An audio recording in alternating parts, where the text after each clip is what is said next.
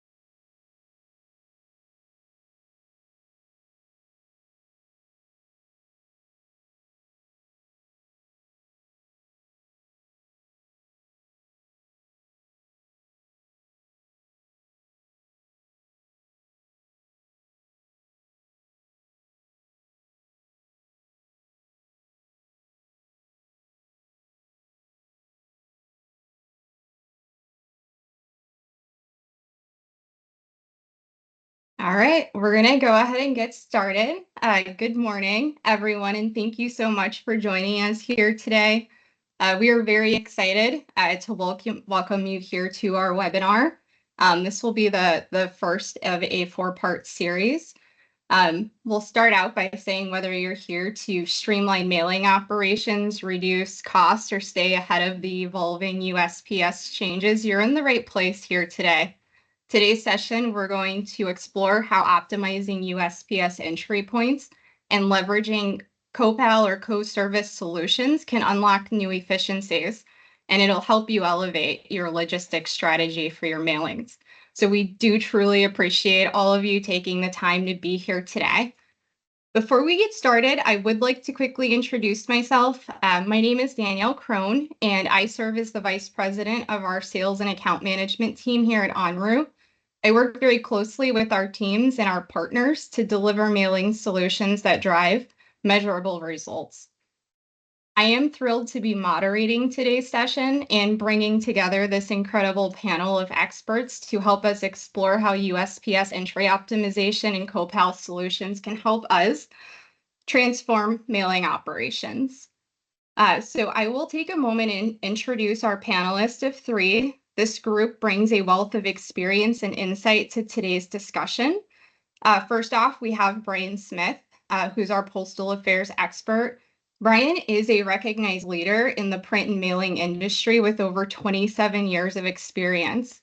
He brings deep expertise in USPS regulations, mail piece design, and postal optimization.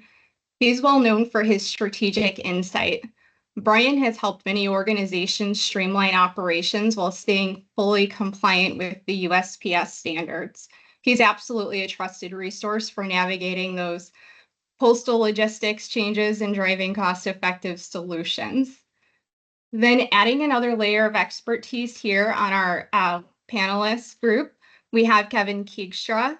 He is a seasoned logistics professional with over 23 years of experience in mail consolidation and optimization. Kevin has helped countless businesses save millions annually by improving postage strategies, accelerating delivery, and reducing waste. His approach turns logistical challenges into growth opportunities for our customers.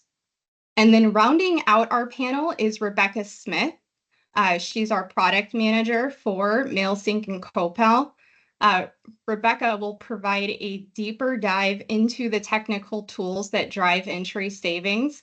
With over 26 years of experience across account implementation, product design, operation, and client experience, Rebecca brings a comprehensive understanding of our systems and processes.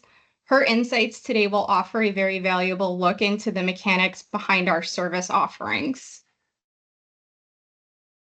And then on our agenda today, the key points that we're going to be covering in today's session is what's driving the urgency and how it affects your operations with the USPS changes, the shifting value of SCF entry, the industry impacts, what these changes mean for mailers, shippers, publishers, and retailers.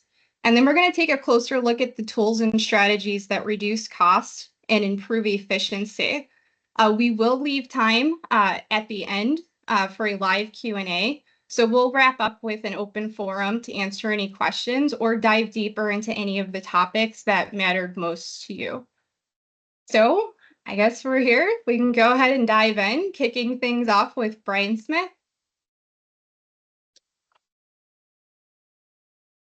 Good morning. This slide shows the history and impact of market dominant price changes since January 2023. On April 9th, the USPS filed the proposal and the new rates became effective on July 13th. These price changes, including the elimination of NDCs and reduction in dropship discounts, are forcing mailers to make adjustments to campaigns and budgets. This is why we are here today to discuss solutions on how to mitigate some of these changes and opportunities to save money. Next slide, please. Okay, this slide shows the price cap compliance for the July 2025 rate adjustment from the market dominant price change docket. So here you have the CPIU that combines the current inflation-based cap space designated as Consumer Price Index for all urban customers with the unused cap space from previous years. Then you have the Density Rate Authority, the Retirement-Based Rate Authority, and the Rate Authority for non-compensatory classes results in the total available cap space for July. This is the last rate case that will utilize the Retirement Rate Authority. Also note here that that within each class, there are variables based on each mailing profile.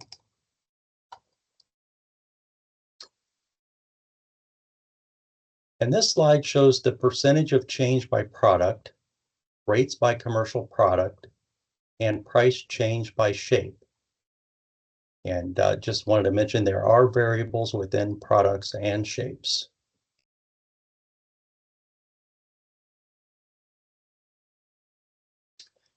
This slide shows the reduced delta for marketing mail dropship discounts and elimination of the NDC entry discount level. For marketing mail flats under 4 ounces, this reduces the delta for flats from origin to DSCF by $32 per 1,000 pieces, down by 46%.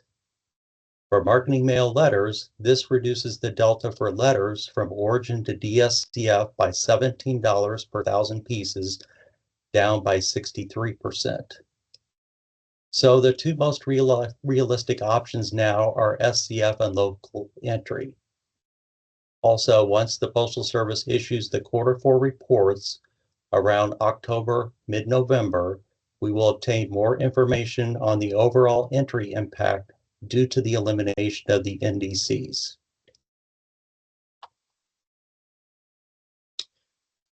At the July Mailers Technical Advisory Committee meetings, the USPS shared this slide of future rate authority estimates with current regulations for 2026 and 2027. And the industry is still waiting for the Postal Regulatory Commission to make a final decision on an order which would limit postal rate increases to 1 per year. This order was published in June with reply comments submitted in August. The USPS will have to file in the first half of October for a January 2026 price change, and there are still a lot of unknowns. If there is a January price increase, it would be around 1.2%. If there is no January price change, then July 2026 price change would include January, so around 5% total. Now kicking it over to Kevin, who's going to talk to us a little bit about solutions. Thanks, Brian. Can you go to the next one, please? So we're going to talk a little bit about letter mail optimization. So in some of the different strategies here, as Brian kind of went through, you know, over the past 5 years, you've seen some significant increases in postage, right? So some of these things may be new to you. Some of these may be, some may already know some of these strategies. But this is just a little bit of our perspective on how these strategies, what strategies to use and how they may work together, right? So first, in the middle of this, we show kind of the distribution of a direct mail campaign and the cost associated with it in the circle chart here. So we estimate about 55 to 70% of every direct mail campaign is associated with postage. So that may vary by mail type. It may be different for letters, different for flats. But generally speaking, I think it kind of falls into this bucket.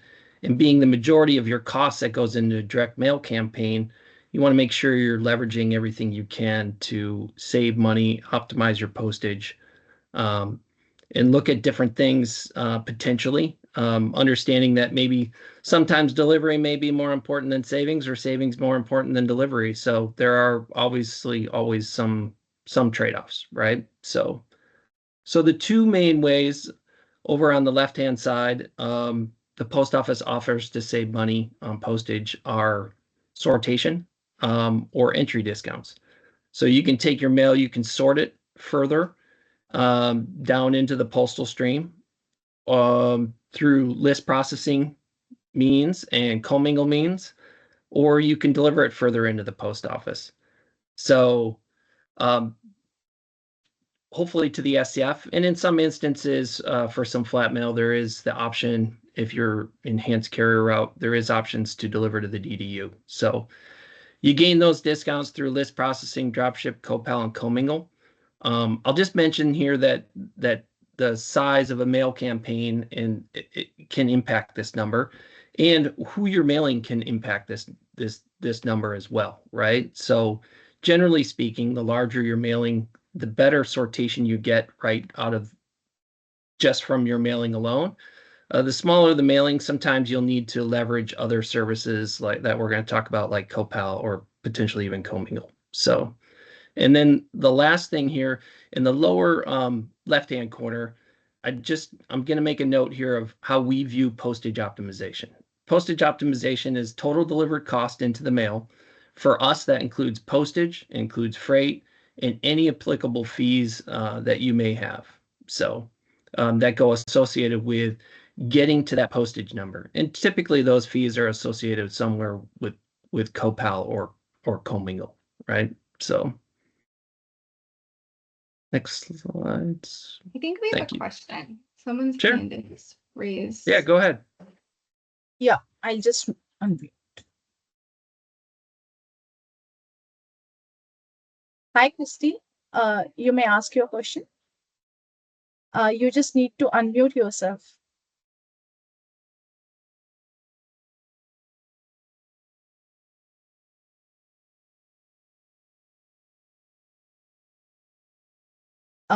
Christy?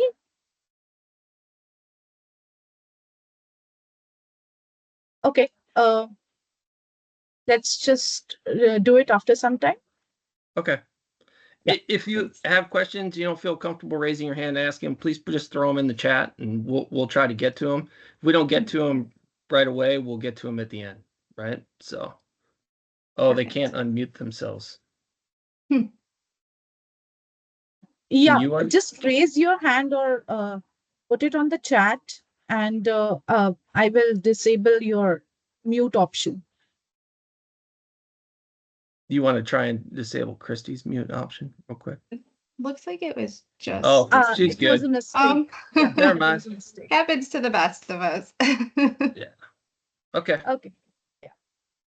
So probably the best way for questions is probably just throw them in the chat if you have questions, and we'll get to them. So the first way the first way to save money on postage, and this is something that you do with any mailing list, is your list processing, your postal pre-sort. So you essentially start out with a raw address file, and as I mentioned, the raw address file, you know, every customer is a little bit unique. They're a little bit different. They target. Sorry, there's some people can't hear. I saw a chat pop up.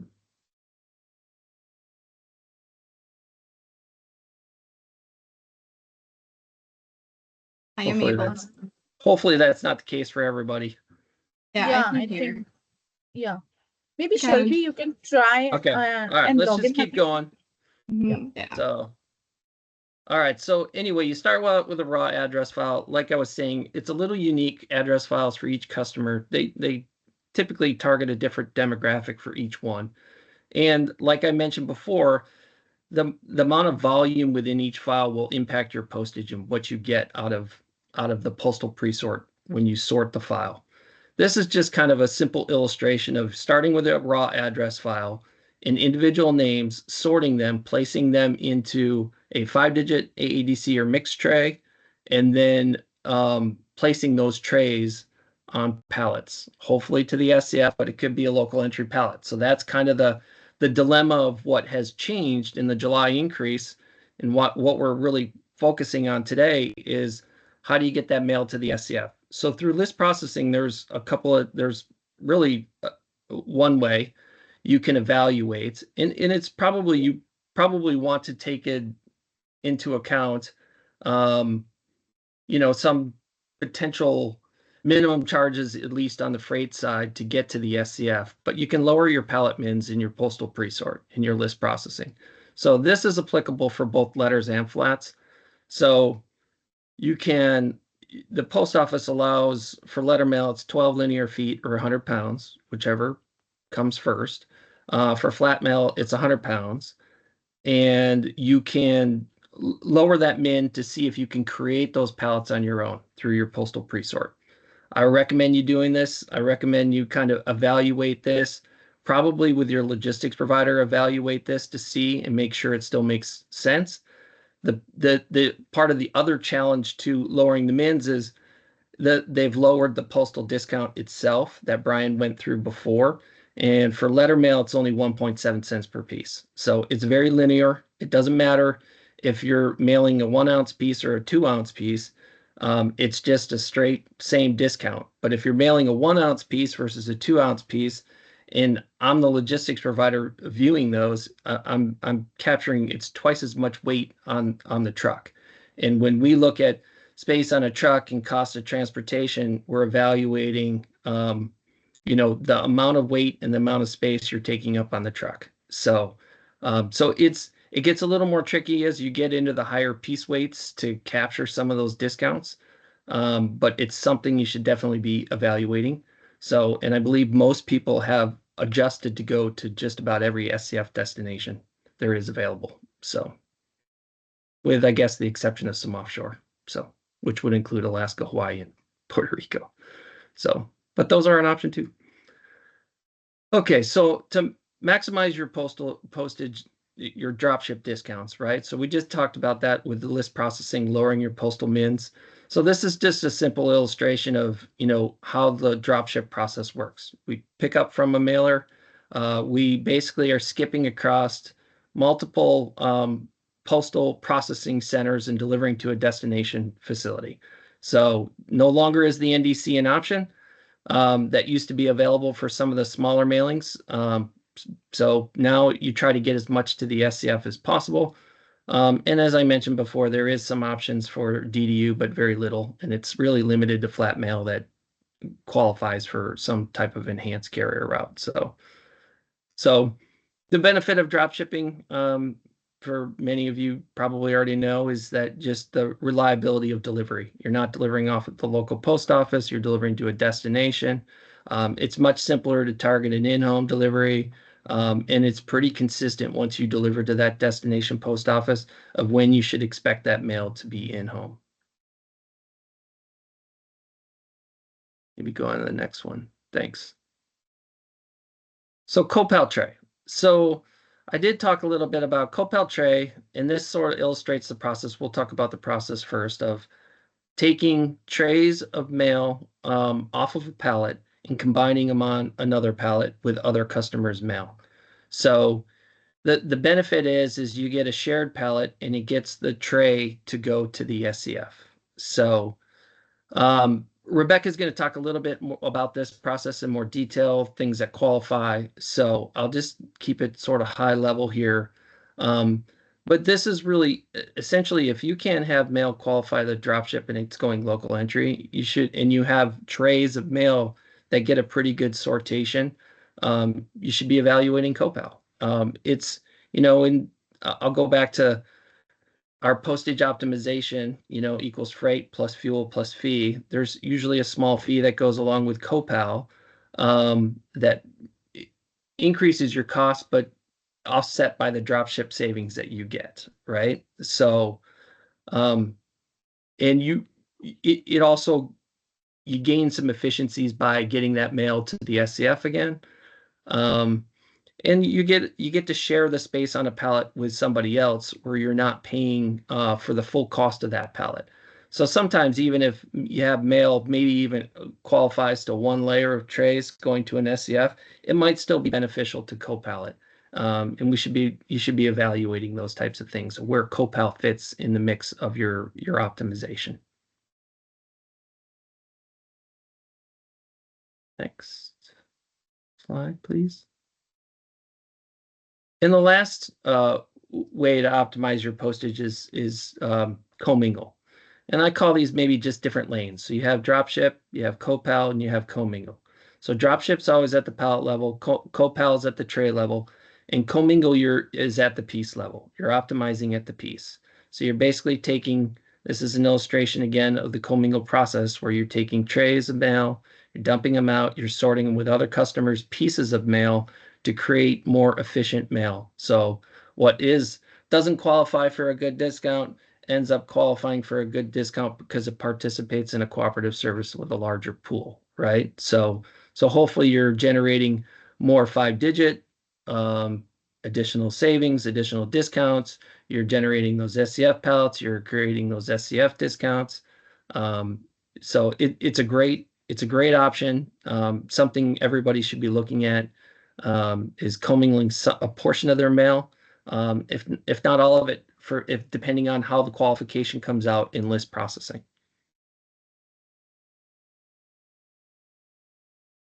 And this is an illustration of how we view sort of optimization. And again, Rebecca's going to talk about this in more detail, but we have a process, an optimizer called MailSync.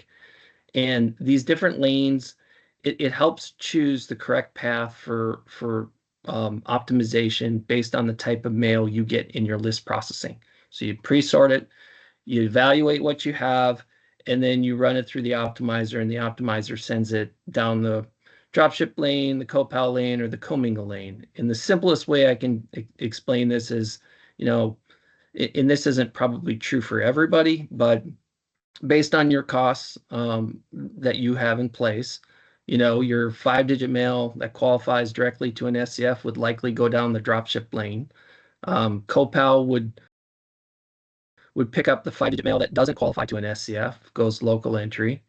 And commingle would be a great option for anything that doesn't qualify for 5-digit, because as we kind of covered on the previous slide, that we have, it will help you with the sortation as well. It's one of the few things like list processing or commingle help you gain additional sortation discounts to get further along into the postal stream.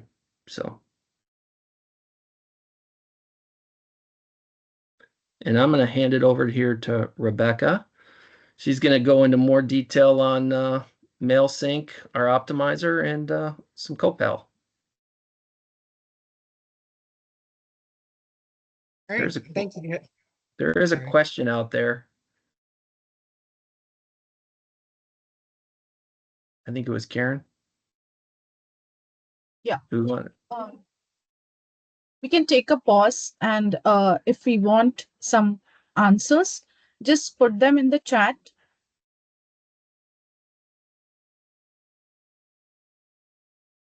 Anybody has any questions? Okay, we can wait till the end too. That's fine. Okay, ahead, let me Rebecca. just have a quick look. Yeah. You good? Okay, yeah, we can move ahead. Okay. Well, thank you, Kevin, for giving that information. So Kevin provided us all with an overview of the letter mailing optimization strategies that are available, but I'm going to take the next few minutes and just kind of dig into the more technical and process-driven aspects of these strategies. So as he mentioned, MailSync is Enru's letter optimization service.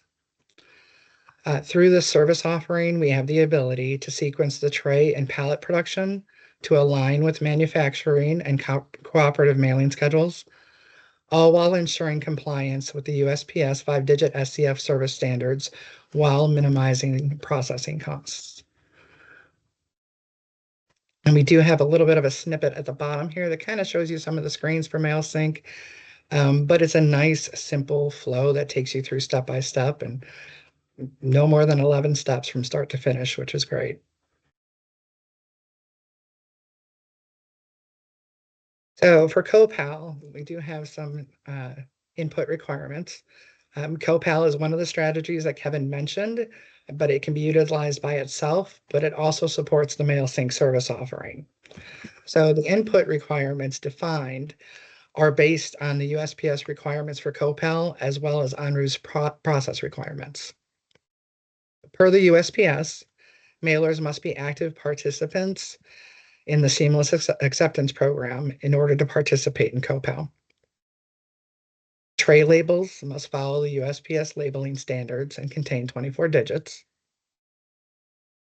The mixed AADC trays should be placed on a separate pallet from the trays that are designated for CoPal, because based on current USPS requirements, any pallet that contains a mixed AADC tray will not qualify for CoPal. For postage payment, the mailer is required to use the updated mail.dat provided by Enru to pay postage. And then once postage is paid through Postal One, the job should be released in TrayFlow, which is Enru's postage release platform. This enables us to place the pallet in a pool upon receipt of that pallet at our facility. However, which pool it is planned into will be dependent on the client's in-home delivery requirements. And then after pooling, the pool mail.dat is uploaded to Postal One to link the trays for the final processing. Next slide, please. Thank you. So the key inputs for MailSync will vary. They vary based on if the output is for analysis only or if it'll be used for production. For analysis only, the only requirement is the mail.dat. So the analysis from a mail.dat will provide an output file that identifies how many pieces would qualify for each strategy: dropship, CoPal, and commingle. There are also options to exclude one of those strategies if needed. So if you didn't want to commingle, we could keep that out of the analysis and it would show you what it would look like with the rest of your pieces. For a live file that is intended for production, the requirement is the mail.dat and address file. We also need a format file that identifies the naming convention for these 6 key fields. So tray number, pallet number, tray break, pallet break, sequence control number, and the IMB barcode. These fields are required so that you can take the output file from MailSync and use it to resequence the inkjet file based on that output. So the mail.dat file used for MailSync, it must be 100% palletized and it has to contain a move update date. And although this may be obvious to some, it is important to note that the mail.dat and the address file must be an exact match.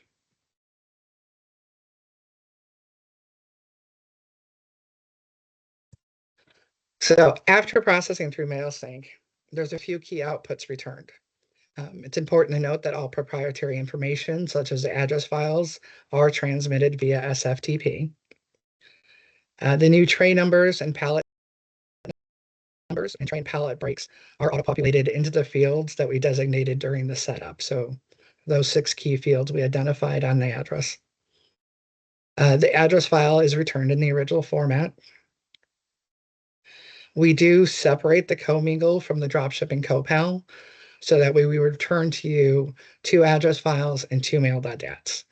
We do this since the mail.dat is not used for postage payment for the commingle portion. However, there is an option to keep everything in one file if requested. And then last, the pallet flags, tray tags, and container sheets can be provided for all 3 services as applicable.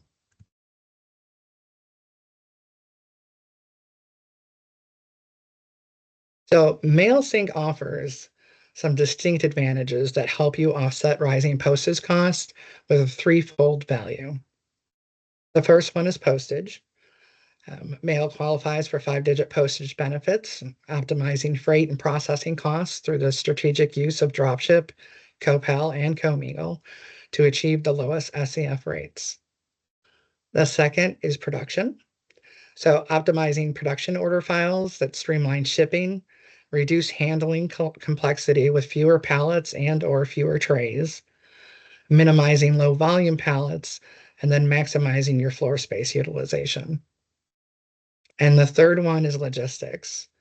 So sequence trays and pallets enable optimal shipping, strategic loading, and effective in-home date management across dropship, CoPal, and commingle operations. So with the use of MailSync, Enru orchestrates every step from production to fulfillment. We connect it all from start to finish for you. So we thank you all for your time this morning. We hope that the information shared with you will help you navigate beyond the NDC and into some optimization strategies that work best for you.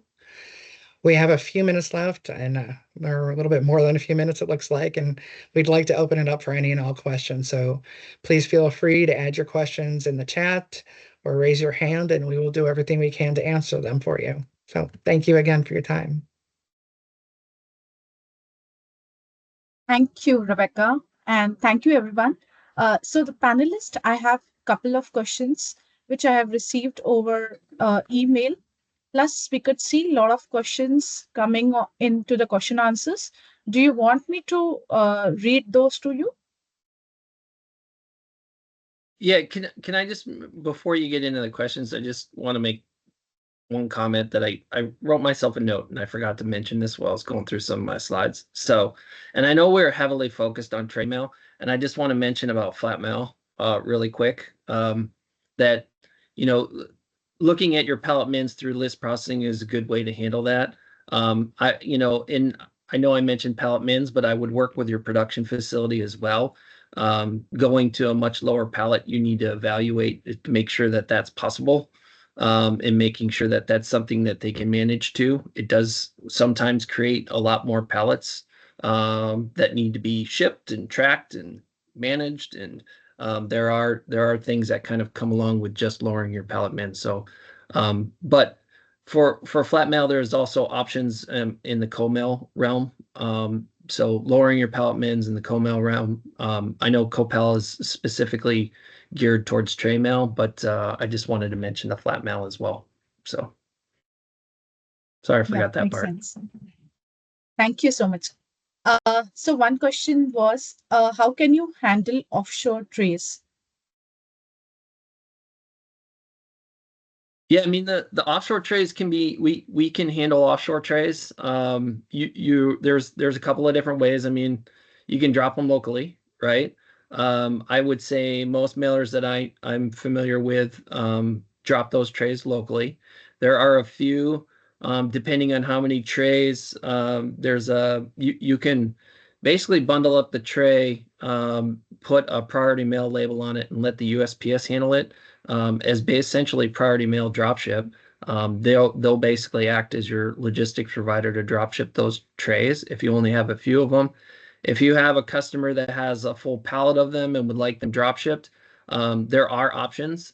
It does take a little bit of time, but probably no more time than probably what I would say the USPS takes to dropship into like a Puerto Rico or Honolulu.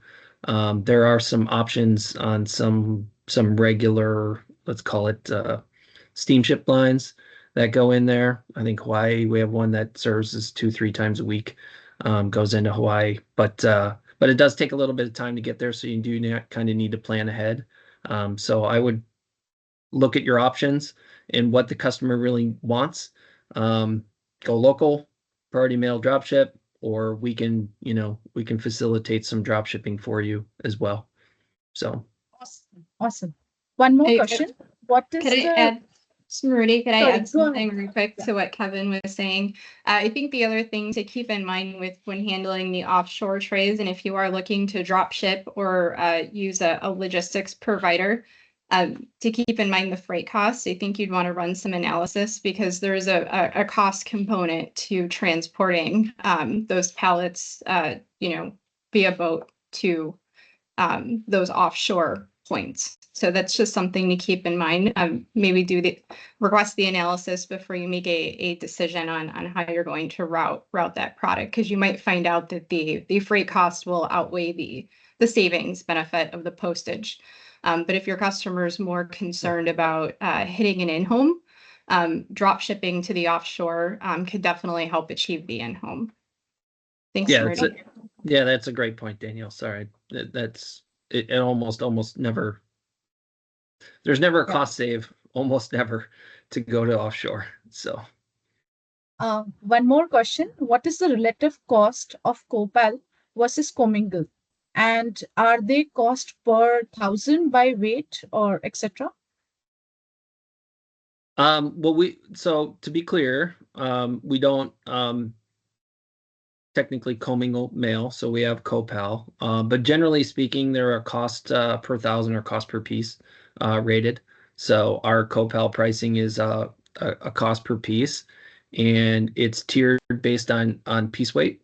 So as we kind of talked about a little bit earlier, as the piece gets heavier and heavier, it takes up more room in our trucks. Um, and I think I think generally, just from my understanding in the industry, commingle is aligned in a similar way, right? Where it's a cost per piece or a cost per thousand, and there are typically some surcharges as the piece weight goes up. Great. Thank you. One more question. Do you provide the services to commingle flats? If not, can you take a previous data file and determine if dropship, comail, or copal would be the option to reduce postage expenses? Yeah, for a flat mail, yeah, we could. We don't have there are very few commingle options out there. In my understanding, there are some. It's probably best to look at the flat and the mailed at that to see what you have out of your mailing today, and analyze that to see how, maybe you can drop ship a little bit more, or maybe we can tweak some of break the pallets apart, rebuild them a little bit smaller, just for analysis purpose, to see if you can gain additional dropship savings. And then obviously co-mail savings, all you really need is you need a mail.dat file to analyze for co-mail. Okay. One more question here from Brandon. In my observation, lowering pallet minimums generate more local entry pallet. The quantity of pieces going via local entry goes down and the quantity going to SCF goes up. But the number of local pallets goes up too. Is there any way to avoid this without rerunning different portions of the job with different pallet minimums? I think you can set your pallet minimums separately by how they qualify in the pre-sort. I would need to double check. This might be one that I have to get back to you on.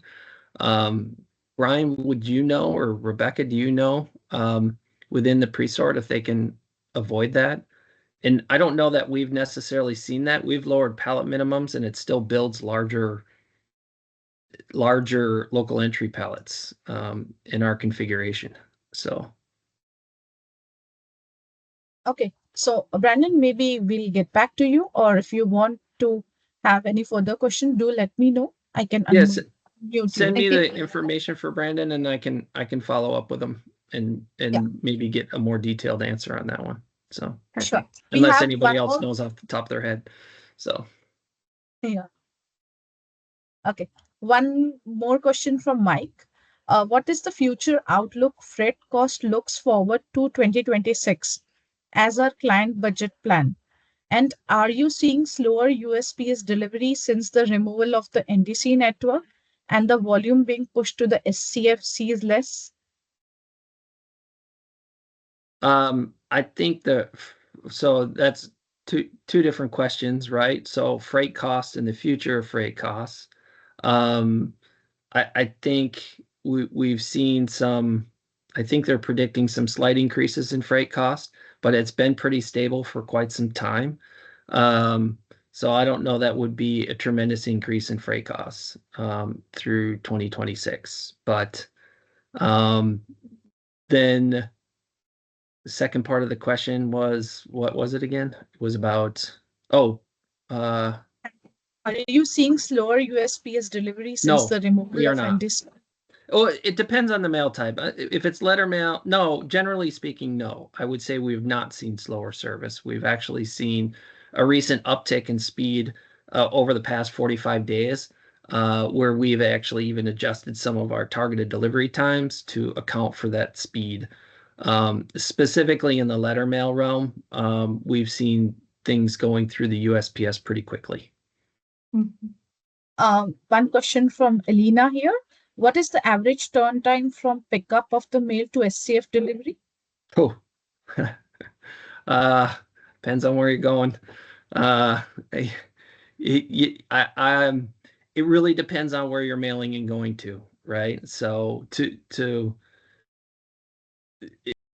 if it's picking up in Chicago, going to Chicago versus picking up in Chicago, going to Los Angeles or Southern Florida, or picking up on the East Coast and going to all the way to the West Coast, I mean, it ranges from 2 to 10 days. I don't know, Danielle, what do you think? So it's a broad question. So Yeah, if I've you're seen. interested to understand specific transit times, we can supply that, right? So let me just put it that way. So Yep, that's helpful. And Brian might have some more intel on this, but the USPS did release 2 years ago the tracking dashboard. So they publish oh yeah. the tracking performance. If it's entering at the local origin, you can put in the zip code and kind of see how the past weeks have performed and how the performance was versus the year prior.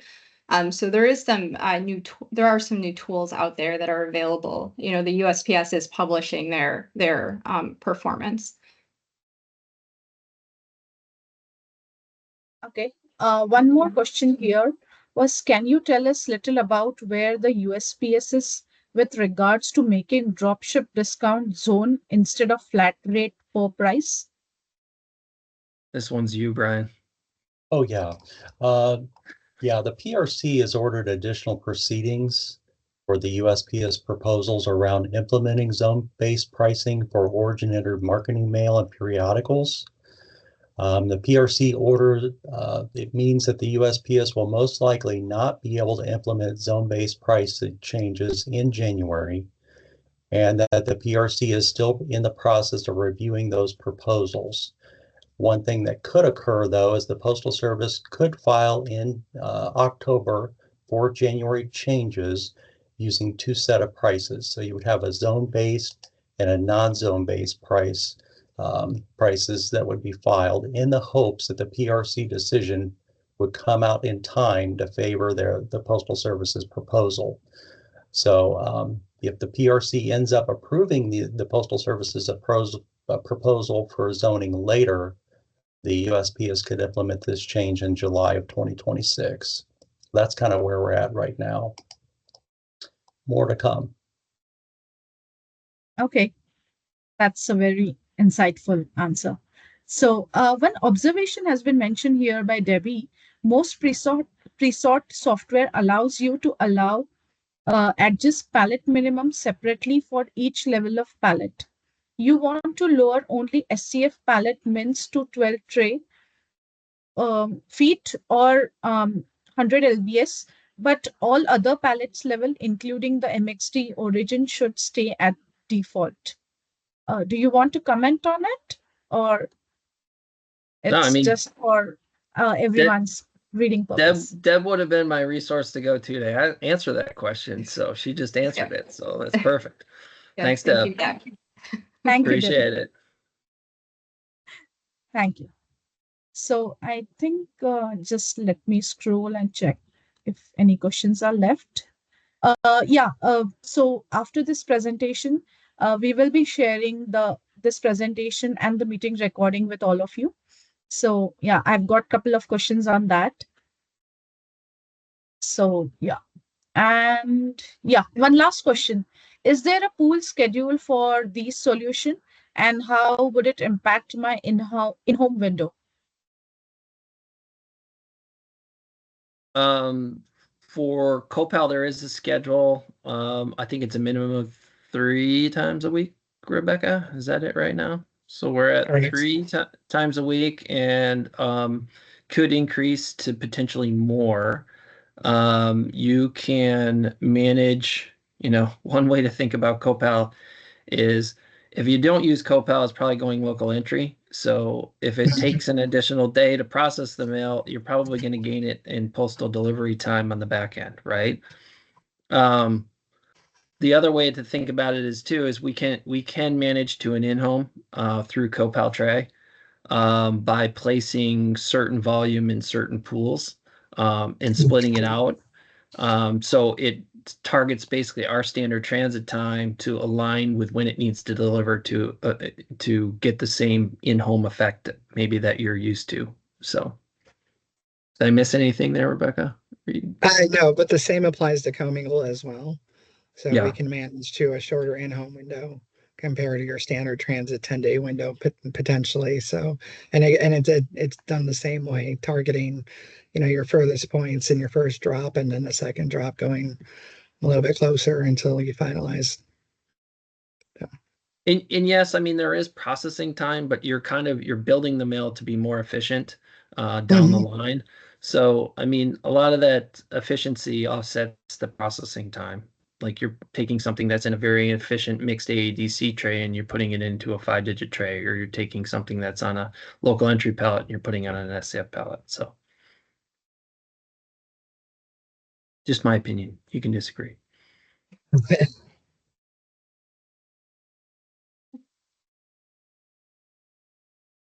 Are there any other questions, Rudy, that you see? No, I think we are good. All right. So thank you everyone for joining in. Like Daniel mentioned, this is a part series 1 of our webinar series. So watch this space. We will be coming up with new approaches, new trends, and new solution. So do register for the next season as well. Yeah. Thank you everyone for being here today. We greatly appreciate you. Have a good day, Thanks, everybody. everyone. Thank you. Take Thank care. If you, you have any everyone. questions, just drop us a mail. Yeah. Mhm. Yep. Just reach out. Thank you, everyone. Bye. Thanks. Thank you. Thank you.